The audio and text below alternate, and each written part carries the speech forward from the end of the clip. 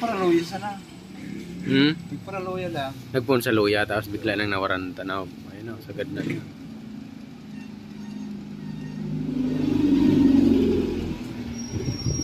So magandang araw na naman sa inyo lahat mga ka-G-Lovers. Nagbabalik muli Giovanni B. So pasensya na kayo kung hindi ulit tayo nakaka-upload ng dire-diretsuhan. So may naasikaso lang. So problem nito, nakita nyo naman, no sound siya. So bigla na lang ito na wala ng tunog. So may warranty seal pa nga ito mga ka-G-Lovers. So sabi na may-ari ay matagal na rin daw to sa kanya. Kaya okay lang kahit butasin natin yung warranty seal. So yan yung problema niyan. Yung kausap ko, yan yung may-ari. So, hindi siya tumutunog dito. May seal pa. So, may nakalagay pa nga ng pitsa dito. 2022.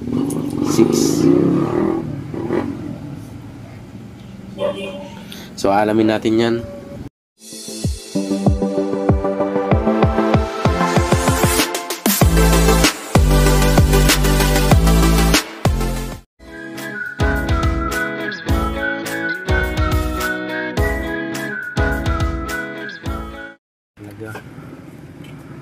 Malinig pong maray o.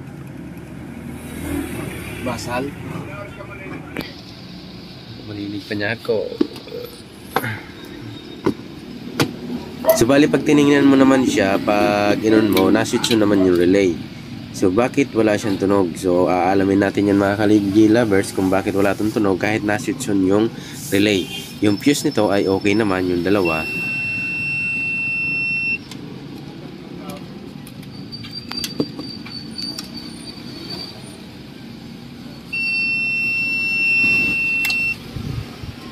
So bali yan yung sinasabi ko, okay naman yung fuse nito. So tingnan nyo maigi, power on natin, tapos tingnan natin yung relay. Ano nag-switch ang relay? Oh. Ano dito din sound? So yan yun, nakita nyo. Bali nag-switch yung relay pero wala siyang sound. So pwede kasing may problema nyan sa selector. Pwede rin may problema sa biasing, pero pag may problema yung biasing, automatic minsan yan hindi yan na-switch on relay, or pwede sa tone control problema. So nung nag-audio test tayo, na-confirm natin na dito sa main amplifier yung problema. So wag na sa tone control o sa preamp, kasi dito pa lang wala na siyang sound. So hindi natin dyan pwede pagkinilan, or pwede dito sa selector switch, or pwede sa relay. So hindi natin alam pa kung saan ang problema nito. So babaklasin lang natin to, tapos titingnan natin kung saan ba talaga yung problema. So una muna natin siguro i-check itong relay bago tayo sa selector switch, kasi minsan bihira din naman yung tamaan yung selector switch at yung relay. Pero yung tinignan ko yung selector switch, parang okay naman, wala naman siyang carbon. So yan yung relay. So paano ba natin malalaman? So power on natin to, tapos check natin yung supply na malalaman yung talaga na nag-switch na yung relay. Yung relay nag-switch na, naglagatik na, o tawag yan, tumunog na ng tick. Tapos titester natin yung supply. So chinik ko muna mga ka-G-Lovers, hindi pa yan, wala siyang connection, diba? Kasi hindi pa naka-plug in. Plug in natin. So sa speaker yung tinis ko kanina. So check natin yung supply. So, meron tayong 16 volts, nag-switch na yung relay. Dito sa connection na to, sa contact mismo, wala. Dapat mag-buzzer na to mga ka-G-Lover kasi nag-switch na nga. You know. So, ibig sabihin, may problema yung relay niya na may posibilidad na may carbon na yung terminal. So, baka ito lang yung problema. Pero hindi pa natin alam. So, unahin muna natin dito sa relay. Napansin nyo ba mga ka-G-Lovers? You know, wala siyang contact. Dapat mag-buzzer siya kung nag-contact siya ng maigi. So, ibig sabihin talaga na may carbon na yung contact ng relay. Pwede naman natin buksan yan, linisan, pero kung may pampalit ka, palitan mo na para sigurado tayo. So, bali tanggalin lang natin muna itong relay mga ka-G-Lovers, tapos try natin siyang tingnan, tapos kung may problema talaga, palitan natin.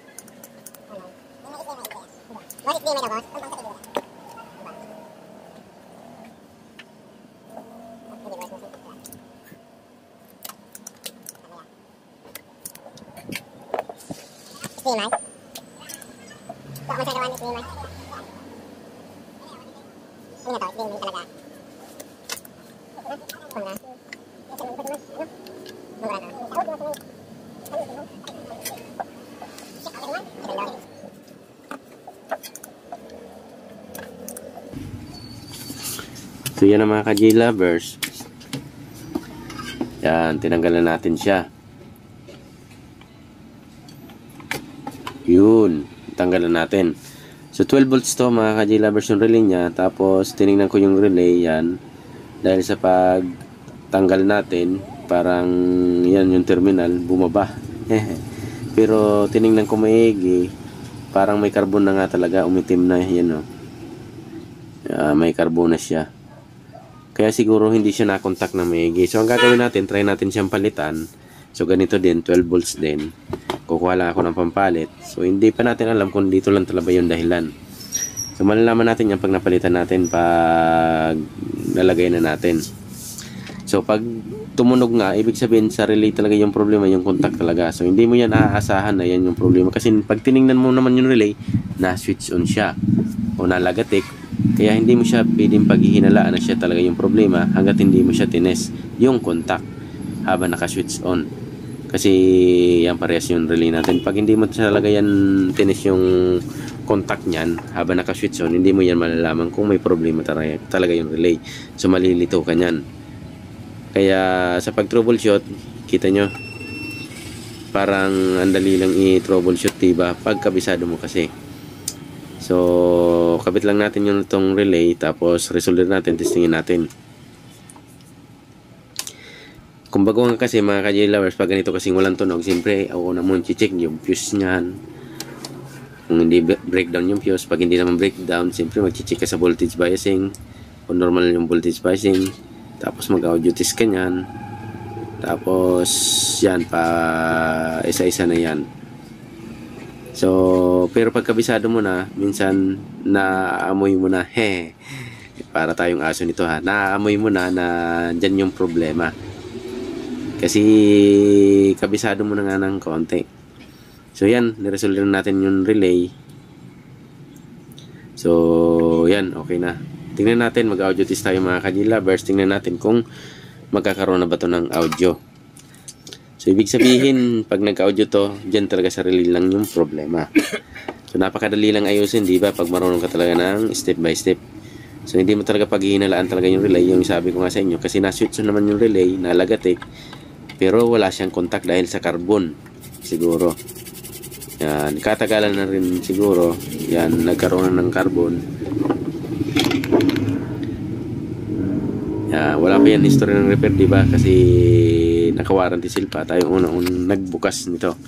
So ayan mga ka-J lovers, try na nga natin, testingin natin, mag-audio test tayo, plug-in ko lang to, tapos mag-audio test tayo, tingnan natin kung both lip and light meron ng audio.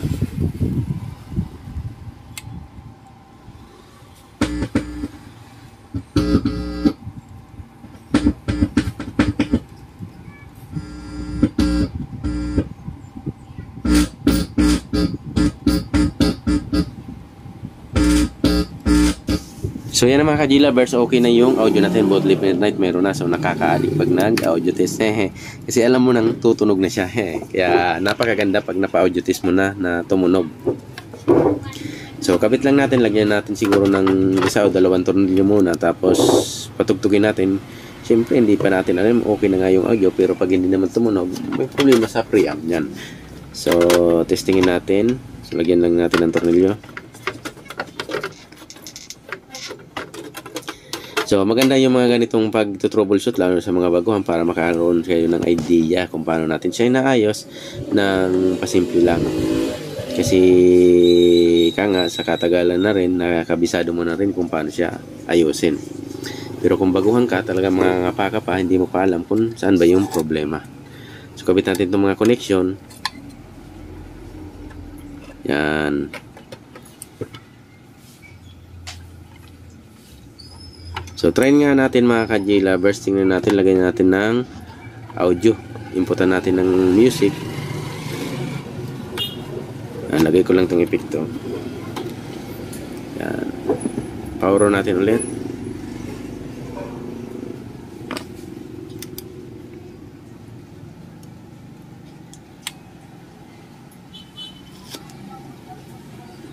So, tingnan natin kung may audio. Hawakan ko lang dito.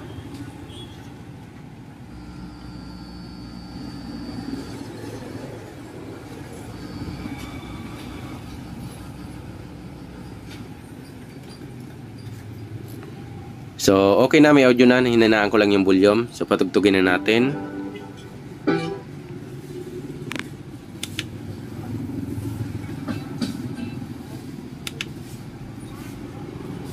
When your eyes close, I know I'm right behind them, full scope. Inside your mind, I've seen the post. You miss me and it shows. Funny how you think you're moving on. Oh, even in the morning, I know you still feel me wrapped up in the sunlight, peeking through your curtains, buried in the music. All the birds are singing out. I know you still feel me now.